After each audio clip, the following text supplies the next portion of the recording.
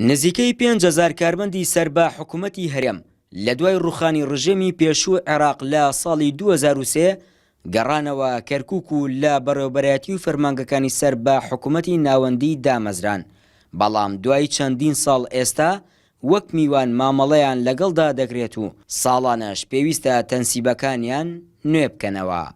مەبەست لە گەڕانەوەی ئەو کارمەندانە بۆ فەرمانگەکانی کەرکووک بەرزکردنەوەی ڕێژەی کورد بوو لە نێو فەرمانگەکاندا، بەڵام دوای 12 ساڵ هێشتا ئەو ئامانجە بەدی نەهاتووە و کارمەندان و هاوڵاتیانی کوردی کەرکووک بوونەتە بەرداشی نێوان هەردوو حکوومەتی هەولێر و بەغدا. زۆر کێشەی لەو بابەتە لە کەرکووکە هەیە، زۆر دائیرەکانی دەوڵەتی مۆزەفینیان لە کەرکووک دەوام بکەوت تا ئێستا بەڕسمی نەگەڕاونەتەوە سەرکەوتنی بۆ نمونە تەربیەی کوردی ئێستا موچیان لەسەر هەرێمە، کتابیان لەسەر هەرێمە، زۆر شتیشیان لەسەر هێرەمە تا ئێستاش نەگەڕاونەتەوە. ئەم کێشانە کۆمەڵی کێشەیەکن، هەمویان پەیوەندیان بە پەیوەندیەکانی بەغاو هەرێم و بازێکی زۆری هەیەەوە، پەیوەندیان بە مادەی 140ەوە کە تا ئێستا مادەی 140 جێبەجێ نەبوو. ئەو کارمەندانە لە کاتی خۆیدا بە بڕیاری حزبی گەڕاونەتەوە فەرمانگەکانی کەرکووک، بەڵام لە ئێستادا زیاتر لە 60%یان بەهۆی ڕۆتین و داواکاری فەرمانگە سەرەکیەکانیانەوە گەڕاونەتەوە بۆ هەولێر و سلێمانی.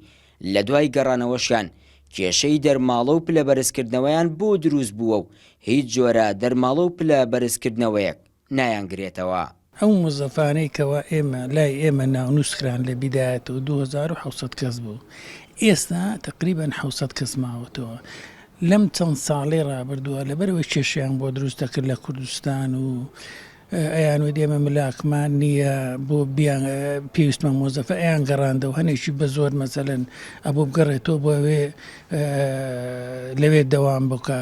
لە دوای سەرهەڵدانی داعشەوە بەرپرسانی هەرێم دەڵێن ناوچە دابڕاوەکان بە ئەمری واقع گەڕاوەتەوە سەر هەرێمی کوردستان و تەنها ئەوە ماوە ڕیفراندۆم ئەنجام بدرێت، بەڵام دوای زیاتر لە 12 ساڵ ئەو فەرمانبەرانەی کە بە بڕیاری حزبەکان گەڕاونەتەوە شارەکەیان هێشتا وەک میوان لە نێو فەرمانگەکانی کەرکووک مامەڵەیان لەگەڵدا دەکرێت.